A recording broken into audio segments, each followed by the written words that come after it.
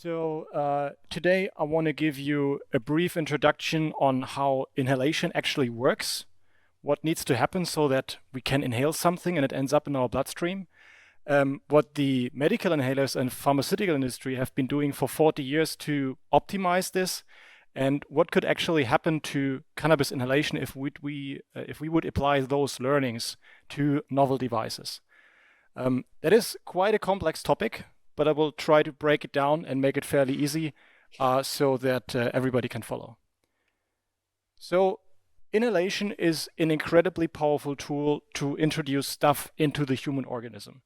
I mean, you will do it quite a few times while I do this talk. Whenever you inhale, you're basically spreading a cupful of air about basically the size of this carpet. So there is an incredibly high potential to get stuff into the bloodstream. And we're all aware of that because inhalation of cannabis flowers is the predominant form to consume cannabis, especially for medical purposes, with the main benefit being that you have a rapid onset of effect. It's actually, when you look on plasma levels, it is almost comparable to an injection. But it has its drawbacks. Flowers are difficult to handle. Not every patient feels confident enough to handle flowers, and not every doctor feels confident enough to prescribe them. And on the other hand, we have extracts and tablets, which are a lot easier to handle, and stuff like quality control, content control with extracts is much easier, but the effect takes a lot longer to kick in. So naturally, you would look for something in between, for a solution that combines the best of both worlds, a device to use the clean extracts and inhale them for very fast effect. So why isn't there such a device yet? And what needs to happen so that we finally get this? Apart from the fact that, at least in Europe, such a device would need to be a medical device and comply with MDR regulations, which are horrifying to anybody who hasn't done it before, inhalation is not simple.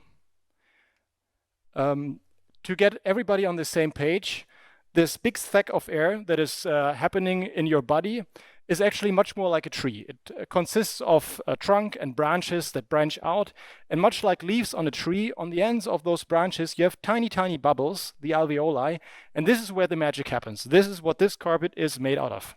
It's small, tiny bubbles where stuff that you inhale gets into the bloodstream. But for this, the stuff that needs to be in the blood needs to get all the way down into those small, tiny bubbles. And that's where it gets difficult. Because while breathing is pretty straightforward and simple, medical inhalation is actually very complex.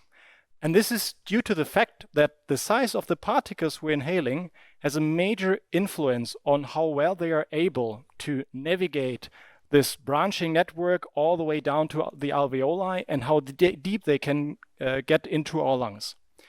If the particles are too big, they don't really get that far. This effect we call impaction, and it basically means that a particle that is too big and too heavy can get around the corner fast enough when it's trying to get around a tube bend in the airstream. It's much like a car that is trying to go around a sharp corner. A car or a motorcycle will make this. A truck or a bus will actually have a quite hard time to do so. If we have particles that are small enough so they can follow the airstream down deep into the lungs, then they need to stay there so that we have time to absorb them. And this is what is called sedimentation. And it is very easy to imagine this like a snow globe. If you shake a snow globe, you have a lot of particles floating in the snow globe and they settle down. That is exactly what is happening when you inhale particles in the lungs. It just needs time for them to come to rest. And if the particles are too small, they stay afloat for so long that you actually exhale them again.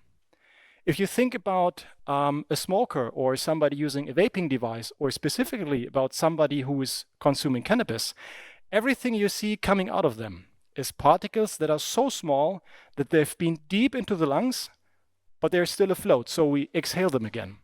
And that is a huge potential loss of effect. So there's only a small range of particle sizes where inhalation works really well. usually between 1 and 5 micrometers. It is what we've learned about 40 years, what really works well if you want to apply medicine through the lungs. So this is what this looks like if you could put a camera into the lungs. Unfortunately, we can't do so. There's a very complicated procedure where you trace substances with radioactive isotopes, and then you basically do a lung X-ray.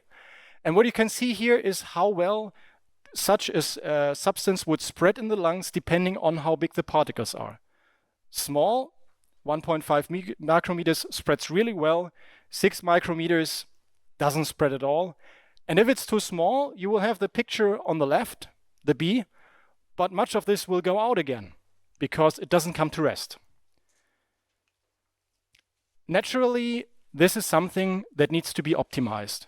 So when you're looking at medical inhalers and how pharmaceutical products are designed, the particle size distribution of the aerosol is one of the key performance factors that decide whether a medicine like this works well or not. Usually you won't have particles of all the same size. You will have sort of a bell-shaped distribution. This is what this could generically look like. And it is all arranged around an average particle size that you have, this being 2.5 micrometers. And for the next slides, I will just show average values because otherwise I will crowd the diagram with bell shapes. So stay with me. Medical inhalers and pharmaceutical products have the main goal to optimize this and hit this mark, which is why you will find the average particle size for asthma sprays or metered-dose inhalers, for dry powder inhalers, for nebulizers. Everything that is medical inhalation will have average particle size in this optimum range. Now the problem is, cannabis inhalation creates very small particles. And this is across all the options that we have to inhale cannabis. The values I'm showing here come from a range of different studies because this has been investigated extensively. But for cannabis cigarettes, you will end up somewhere between 0.4 to 0.5 micrometers, which is way too small. This stuff stays afloat forever, and you will exhale much of it again. This is why, for example, the effect of a cannabis cigarette becomes much stronger if you hold your breath, because you give the particles in your snow globe a lot more time to settle down. But who wants to do that? Vaporizers can optimize this, but even with vaporizers, because basically the process of heating up the cannabis is very comparable, the particle size will still be very small. And what I've put here as a red line is particle sizes for vaping devices. Now, vaping devices have been discussed extensively if they could be applied for medical cannabis. In Europe, this will most likely never happen. But even if it would, if somebody would be willing to push a vaping device through medical device regulations, you would still end up with a device that is not made to properly inhale cannabis because particles are way too small. And you're losing a lot of the effect that you could potentially have. And this is not about just the amount that you're depositing within the lungs. This is about variation as well. Because in inhalation, how you inhale and how slowly or fast you inhale and how long you keep your breath really influences how well sedimentation works and how the particles in your snow globe come to rest. So these are measurements from pharmaceutical inhalers, and this is already with optimum particle size. And with so-called spontaneous inhalation, which means the patient is allowed to do whatever he wants, you can get a decent deposition in the lungs of around 50%, but the variation is huge, depending on what the patient does.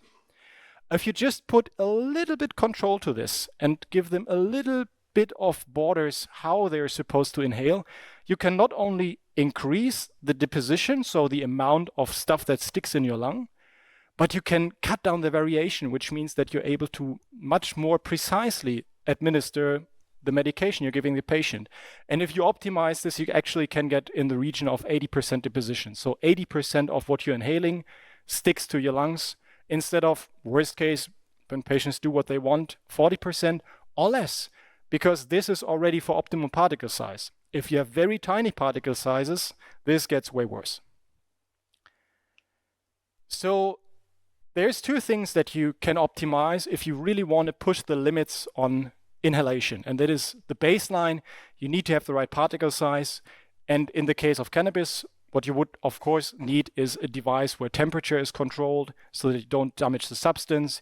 You need a high delivery rate so the patient doesn't need to inhale 10, 15 times, so ideally just 1 or 2 times. And then the next thing you can do is really to optimize how people are inhaling, to teach them, but also to give them some means how the device is actually controlling the breathing pattern. And with this, you can really push the limits. So what does this mean for bioavailability? Because this is what we're ultimately interested in. How much of the cannabis we're providing to a patient will end up in the bloodstream where it can take effect. This is a reference value for oral extracts and sesame oil coming from different sources, all in the appendix, by the way. And we see ranges of 10 to 20% what actually ends up in the patient. And the rest of it is just digestive loss. It's just not absorbed by the digestive tract. Now, for cannabis cigarettes, it looks like this. We see that the average deposition or absorption is higher, but the variation is immense. We know that patients who use cannabis cigarettes, if they are not used to it, if they are naive users, deposition can be below 5%. So we have pyrolytic losses. Some of the THC is just going to burn up. Some you don't inhale because it gets lost out of the cannabis cigarette into the environment before you can inhale it, because you're not consistently inhaling. But even if you have trained, experienced cannabis users, they will be able to push bioavailability, but they do so by really holding their breath for a long time. And then you can get into the range of maybe 40%, what actually from 100% THC going into the device ends up in the patient's bloodstream. For a vaporizer, this changes interestingly because with a vaporizer, you put some means of controls on how a patient inhales. And we can see this, that the bottom is lifting up. The potential to do really bad is not as big anymore, but it doesn't increase the ceiling because this 40% threshold you're reaching when you're really holding your breath for a long time. And it doesn't matter if the aerosol you're inhaling comes from a cannabis cigarette or a vaporizer in that situation, because both are still producing the same small tiny particles. This is what happens if you would apply what we know about pharmaceutical inhalation to cannabis. You would not only increase total deposition because you have the correct particle size and it's much easier to get the stuff where you want to have it in the lungs, but the amount of sedimentation and deposition in your lung becomes very independent of your breathing pattern. So you can not only increase the bioavailability by a lot, it is also much easier to get there with the patient. Because the two columns in the middle, this is for patients who really know what they do and want to hold their breath for a long time. They can get to 40%. But these 70%, anybody can do. And this is what a development like this is all about. A device like this, you're not developing for the patients who are familiar with cannabis and are using flowers every day. This device is for the next 10 patients who are currently not using cannabis because they don't feel confident enough to use flowers or because their physician don't feel confident enough to prescribe it. And this is why we started a project to develop a device like this, to actually bring this sort of performance into cannabis inhalation. Because why should we just leave it in the pharmaceutical industry? Why not take those learning and those methods and build a device with the sole purpose of maximizing the amount of active substance that we can bring to the patient into the lungs? And we're partnering up with experts who have been doing this for more than 20 years and approach this entire thing from the other side. We're not trying to take some existing technology and push it and bend it so that it becomes a medical device and is supposed to do something that it was never constructed for. But we take medical technology from the top down to introduce it to cannabis. And these are particle size measurements that we've done on one of our prototypes in our lab. And what we can see is that we have particle sizes which are all in the perfect range. So for the first time, we're actually able to provide a cannabis aerosol in the perfect particle size for inhalation. Means that this sort of efficiency that we're used to from pharma products becomes available for cannabis. And this actually works well for high THC concentration distillates, but it also works very well with natural extracts, THC-rich, CBD-rich, and for different doses as well. So particle size is not just relevant for the patient or the doctor. It actually is highly relevant within the regulatory process as well. Because when you're trying to stamp something as a medical device in Europe, you will have to discuss what is called essential performance. Basically, you have to look onto anything that has an influence on how well it does its duty. And the duty of an inhaler is to get stuff into your lungs. And as this is super sensitive to particle size, you will have to discuss particle size as part of your regulatory process. So we know vaping devices will never be MDR compliant and are not a solution for this. And we know that a proper medical inhaler not only has good performance data, but it is also fully MDR compliant, so it will become a medical device. But what about solutions in between? What about vaporization devices, or for example, systems like the Psych Medical Inhaler? Well, from an engineering perspective, as a piece of technology, they are quite well made, so they can meet the regulations. But they're still generating particles that are far too small. So even if you try to push a device like this through MDR regulations, you will have to justify why this should be considered a proper medical inhaler, even though you know that the particles coming out of it are way too small to actually do its job. Whether this will become a medical device or not, time will tell, but so far it doesn't look like it. But the other thing we can do with a device like this is we can finally put consistent delivery and precision dosing into inhalation, which currently doesn't really work. And with our system, we've been able to repeatedly produce aerosols with a concentration of plus minus 10%, which is a huge step forward coming from flower inhalation in cannabis cigarettes and vaporizers. And this is actually a quite big accomplishment, because you have certain margins within which your delivery has to be consistent, so you're considered a pharmaceutical product. And even for asthma inhalers, for example, asthma sprays are struggling regularly to meet this plus minus 25% mark, because this isn't simple. But we need this, because giving a proper dose to the patient is not just about the device, but also about what happens in the patient. It's about precision dosing of the device and precision absorption in the patient. So if you think about flower inhalation in vaporizers or cannabis cigarettes, we don't really know how much active substance is coming out of that. And we even know less about how much is ending up in the patient. Remember, we had a range from 3 to 39%.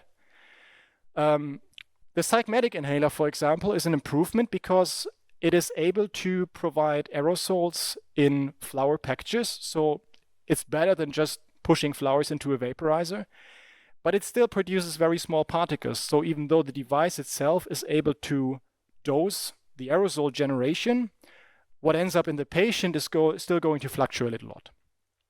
Then you have oral products. They are super precise. Everybody knows how much THC is in a droplet of oil or in a single capsule of cannabis or a spray of Sativex. But what happens in the patient still is going to vary a lot. With a proper inhaler, you can get both. You will not be able to provide aerosol as precise as with a tablet, but you will have much more control about what happens in the patient. And this is ultimately what decides how well you can control your therapies. So why care about this so much? Why is this so important? As I said, this is not just about doctors and patients. This is about clinical evidence and acceptance of cannabis as an equivalent form of medication.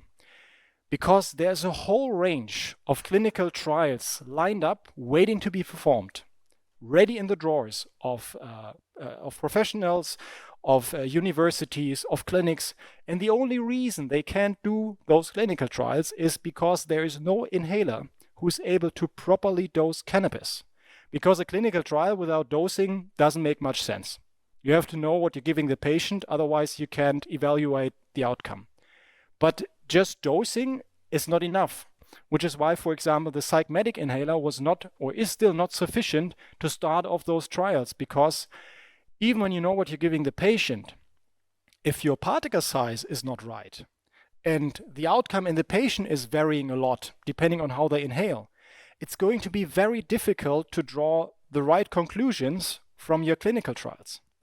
If you have a device that gives off the right particle size and narrows down the variation in the patient, then you have robust results, you can successfully evaluate your clinical trials, and then you provide clinical evidence, which is not just important for physicians, but for acceptance of cannabis as a really equivalent therapy to existing medicine, but also is the road to finally putting cannabis into ready-made pharmaceuticals, not just tablets, but for inhalation as well. If you one day want to have something like Sativex for inhalation, somebody will have to do a clinical trial, and this will only work with a very well-made inhalation device. But if you succeed in doing so, you will disconnect cannabis as a business case from cannabis legislation. You don't have to care anymore whether a country is willing to accept medical cannabis as a form of treatment. It's a pharmaceutical like any other. You can market it globally wherever you want. And this will give you access to a lot more patients, specifically patients who are not confident around flowers at the moment. So I think it was my last slide. I hope I was able to break it down in tiny pieces. And I think I finished ahead of time, but that's always good if you're the last one before the lunch break. So thank you for having us. And I look forward to very curious questions in the roundtable discussion.